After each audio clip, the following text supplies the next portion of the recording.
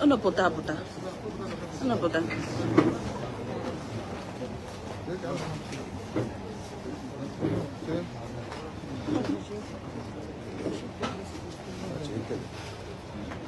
Look at you.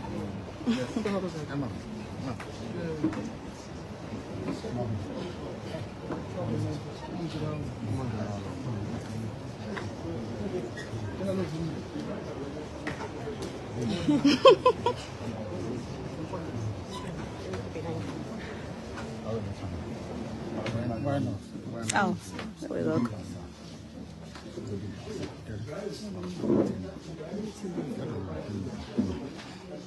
Adam.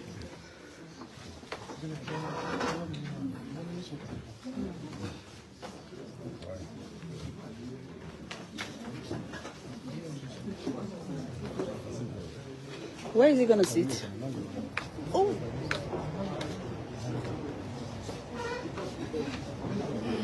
I don't know, but I'm losing.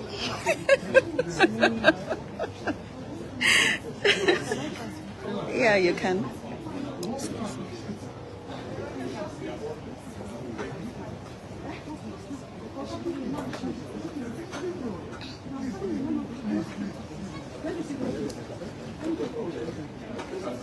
Okay.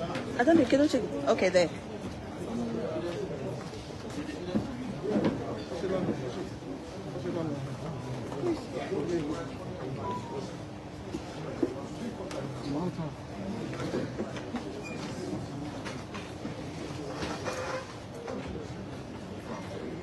Who drops this?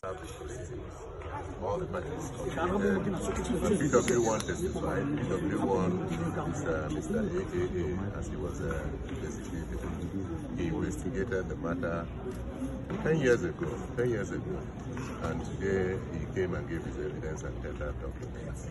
The matter is very simple. The state has a case against our client, and we are defending him. And for the first time, the matter has been opened, and we have heard what the evidence is. On Friday, we are coming back to process arrangements. But in the main, the matter has commenced on a very strong, very civilized trial, and we hope by the grace of God we will continue on this route and get to the end. All right. Thank you very much. Thank you.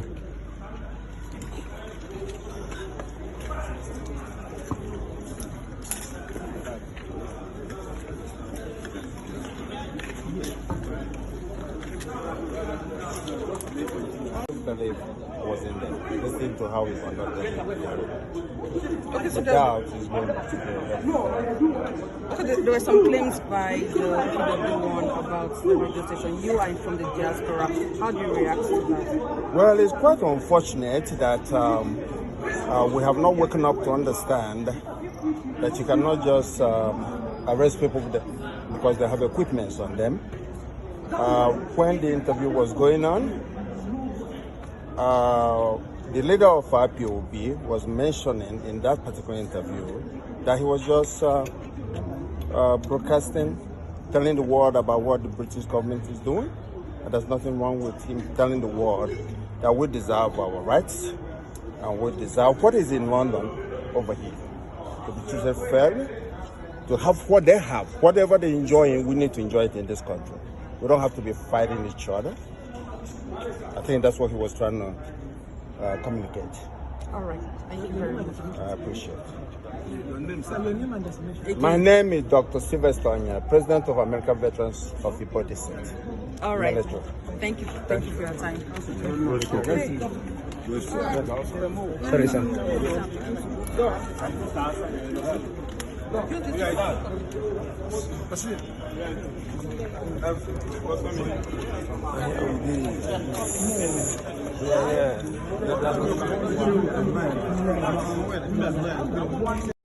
Every Yoruba person supporting Fulani, you are setting up yourself to become like the Hausa people. Remember when Hausa was supporting Fulani? We are Hausa Fulani, we are Hausa Fulani. Where are the Hausa people today? I ask you. Fulani have completely overwhelmed them. It's called emasculation. Completely emasculated them. Something's going to happen to you. Traitors, saboteurs in your midst, they will promise them heaven and earth. They will give them anything they ask for in order to ensure that they get into you, they subjugate you. Now they have left the Lauren, having taken a Lauren and taken it to Sokoto. They now want to come into Oyo. They want to come into Ondo. Once they take over all those places, it's over for the Yorubaris. Over for you. By the time the Fulanis are done with you, believe you me, if you don't rise up now to fight for your freedom, by the time Fulanis are done with you, you'll be more useless than a Hausa peasant doing Babi Yala somewhere in Zaria. That is the future that awaits you. Now, our people must understand this very clearly, especially my Yoruba brothers and sisters. It is about time you stop supporting evil. The crimes you have in the north, the insecurity you have in the north is as a direct consequence of their own action. They groomed them. Al-Qaeda in the Maghreb, ISIS in West Africa, Boko Haram, Fulani headsmen, bandits, all of them. Who brought them to Nigeria? It's Fulani. Fulani brought them into Nigeria. El Rufai brought them in. Bauchi State Governor brought them in. Are you people deaf and dumb and stupid? When you come out and you pretend, oh, we are one Nigeria. Go and show me. Somebody was asking, where is the boundary? Where would the boundary of Biafra begin? And I asked the fool, where did the boundary of Nigeria begin? People from Niger come in and go as they like. Most of these idiots are from Niger. They are building a pipeline to Niger. They are building a railway line to Niger. They are building roads to Niger. Whereas where the money comes from, which is Biafra land, we don't have those infrastructure. No, we don't. But you're taking our money. You come to Izombe, you come to Ohaji, you come to Ebema, you come to Aguleri, you come to Ebonyi. You take our resources, sell it, get the money, and now you're building a way to Niger Republic. And you want me to be happy with you? Clap for you. Oh, Nigeria is doing well. One Nigeria. I think you are insane. You come to my land, you take our oil, you take our gas, you take our manpower, you take everything, our VAT, our tax that we pay. You are now building a road from Katsina to Niger. Airport in Niger. Refinery in Niger. You take oil, crude oil from my land, you take it to Niger, you refine it, you bring it back to me as a refined petroleum. Or as PPS as you call it. And you're telling me that that country is viable. You're telling me that Nigeria should be supported. We are in one Nigeria. We are not going anywhere. And you're dying every day. Because those that they appointed to speak for you, they gave them money and positions. So that they will come out on the pages of newspapers to give the world the misleading impression that everything is okay, when things are not okay.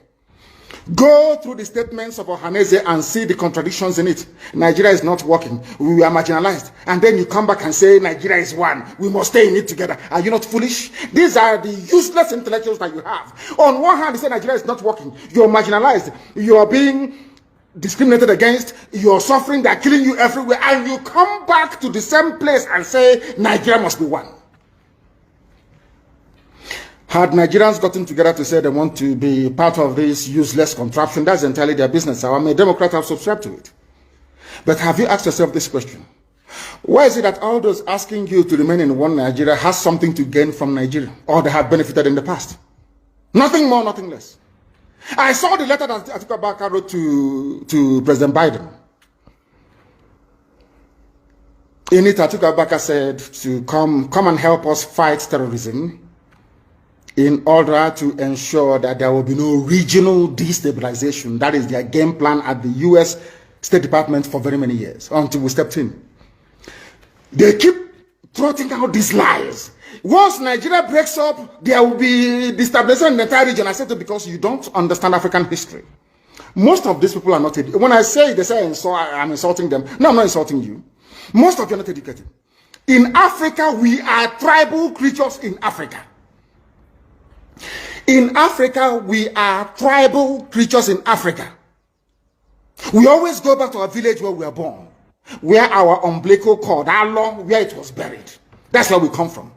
That is why every Christmas, Easter, New Year festival, August meeting, you see us migrating back to where we come from. And I keep saying these things to Africans, they don't understand it. They don't understand it. Everywhere in Africa during Christmas, if you like, be in South Africa, if you like, let it be in Kenya, you let it be in Rwanda, everybody from the capital goes to the village. If you go to Accra, the same thing happens. This past Christmas, if you like, go to Cotonou. Go to Yaoundé in Cameroon. Everybody living in the capital cities of Africa, they go back to their villages. They go back to their tribes where they come from. Do they do that in the Western world? During Christmas, these people migrating from, oh, I come from Florida, I'm going to Florida. No, you don't. Because people come from where they are born. We come from where our ancestors were born. That is the difference between black people in Africa and those from Europe and other parts of the world. We come from, so if you ask somebody, where do you come from? He or she will mention their village. That is what makes us Africans. Very, very unique. If you destroy that, you're finished as a people. In Africa, we are tribal. First and foremost, we belong to our tribe where we come from. That is why our people need to appreciate this. Very, very critical that Africa is restructured to recognize where people come from. All these artificial creations by Europeans, Nigeria, this and that, all that rubbish. That is why you can never ever make any progress for the next 6 billion years. You can never ever make any progress in the zoo. Why is it, if we are not tribal, why would the whole presidency come out, Fulani presidency come out and say, we are defending Fulani headsmen?